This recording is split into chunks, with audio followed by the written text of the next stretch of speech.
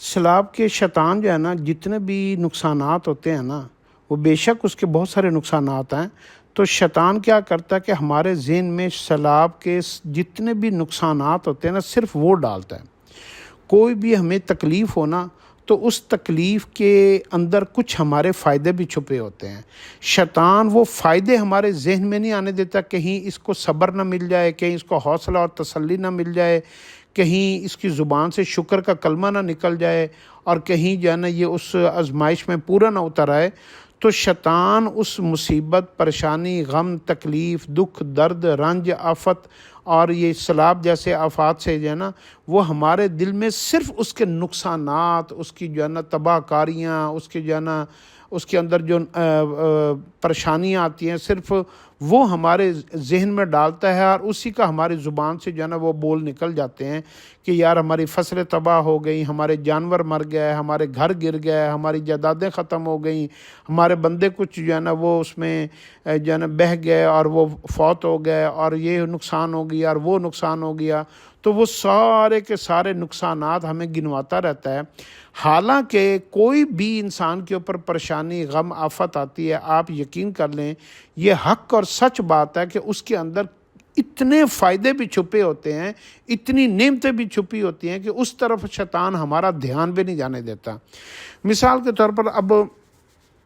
میں ایک چھوٹی سی مثال دے رہا ہوں۔ اب یہ جو سیلاب کا پانی ہے،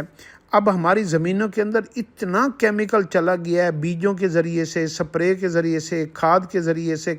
اور جو ہے نا یہ تو وہ ہماری زمینوں کی طاقت ختم ہو گئی، ان کے اندر جو قوت پاور تھی زمین کے اندر فصل کو نکالنے کی، وہ ختم ہو گئی۔ اور آپ نے کبھی غور کیا کہ سیلاب آتا بھی زرعی زمینوں کے اوپر ہے، جہاں پہ فصلیں ہوتی ہیں، یہ زیادہ تر ان جگہوں کے اوپر آتا ہے۔ تو جب یہ پانی ایک دفعہ سیلاب کا بہہ جاتا ہے نا، تو زمین کے اندر جو ہے نا ساری طاقت بحال ہو جاتی ہے، اس کے اندر فصل پیدا کرنے کی طاقت جو ہے نا دوبارہ ہو جاتی ہے،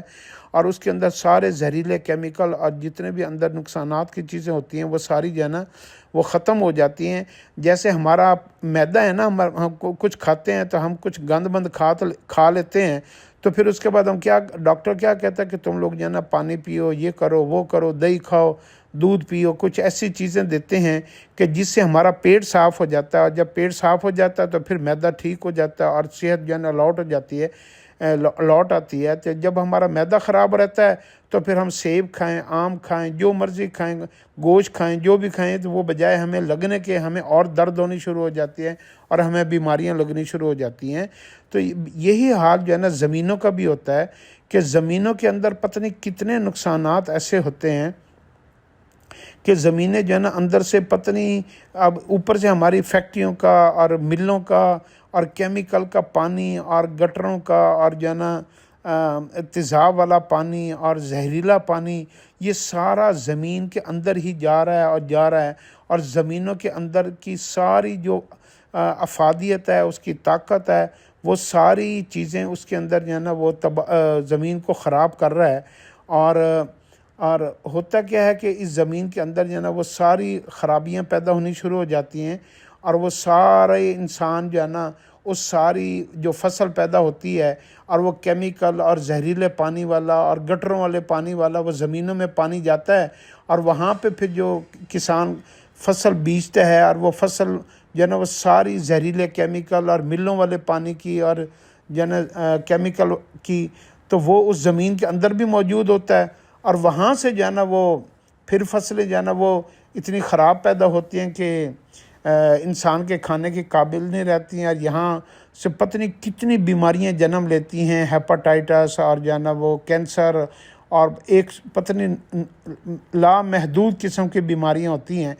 تو یہ جو سیلاب کا پانی ہے، یہ اس زمین کے اندر سے وہ ساری نقصانات والی چیزیں وہ اس کو جو ہے نا کل کر دیتا ہے، زمین کے معدے کو صاف کر دیتا ہے، زمین کے پیٹ کو صاف کر دیتا ہے، اور وہ زمین جو ہے نا دوبارہ سے ہری بھری ہو جاتی ہے، جوان ہو جاتی ہے اور بہترین ہو جاتی ہے، اور وہاں سے انسان کے لیے جو بھی پیدا ہوتا ہے وہ انسان کے لیے بہترین، فائدہ مند اور خالص ہوتا ہے، اور اس سے جو ہے نا آنے والی نسل کو فائدہ ہوتا ہے، اور یوں انسان کی زندگی پھر سے لوٹ آتی ہے۔ تو ایک تو وجہ یہ ہوتی ہے۔ باقی رہ گئے جو نقصانات ہوتے ہیں، تو یہ جتنا بھی مال ہے دنیا کا، جتنا بھی جو ہے نا یہ جانور ہے اور مال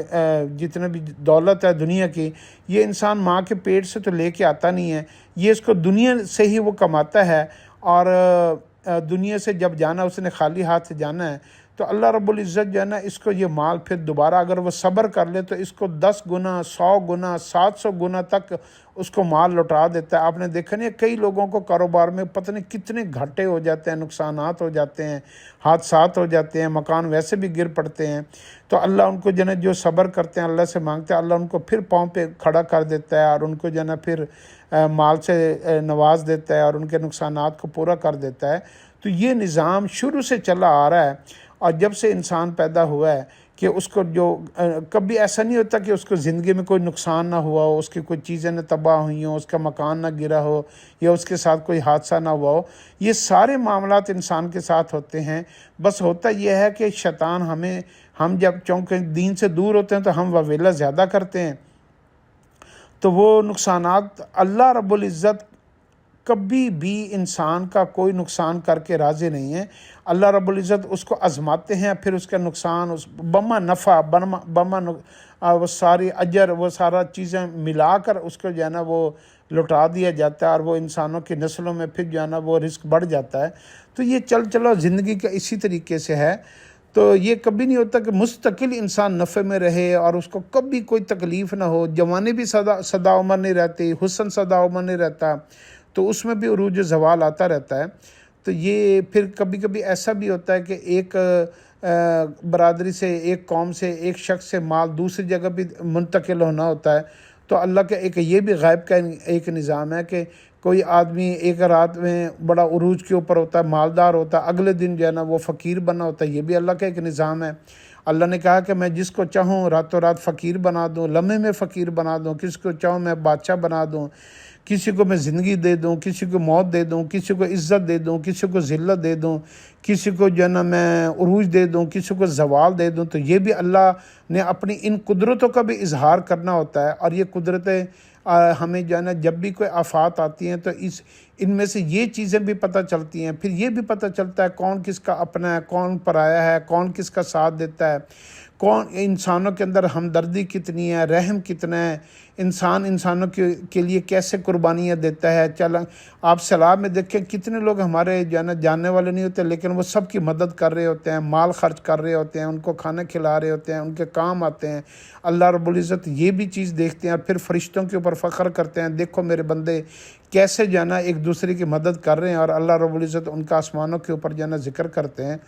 پھر میاں بیوی کے ساتھ دیکھا جاتا ہے کہ مشکل وقت میں جو ہے نا بیوی خامد کے کیسے کام آتی ہے، خامد بیوی کے کیسے کام آتا ہے۔ یہ سیلاب کے اندر آپ یہ دیکھا کریں کہ ایک کسان، ایک مزدور، ایک دیہاتی آدمی اپنے پورے خاندان کو بچانے کے لیے اپنی جان کی بازی لگا دیتا ہے، اپنی عورتوں کی عزتوں کو سنبھالتا ہے، اپنی عورتوں کی رکھوالی کرتا ہے، ان کو کہتا ہے کہ یہ بچ جائیں، میری جان کی کوئی پرواہ نہیں، وہ اپنی جان قربان کر دیتا ہے۔ تو اللہ ان چیزوں کا بھی اظہار فرماتے ہیں کہ انسان کے لیے اپنی جان بھی دے سکتا ہے۔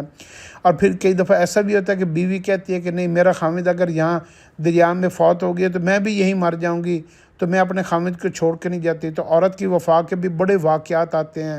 پھر باپ بیٹے کے لیے کیا کرتا ہے، بیٹا باپ کے لیے کیا کرتا ہے، دوست کے لیے کیا کرتا ہے، بہن بھائی ایک دوسرے کے لیے کیا کرتے ہیں، رشتہ دار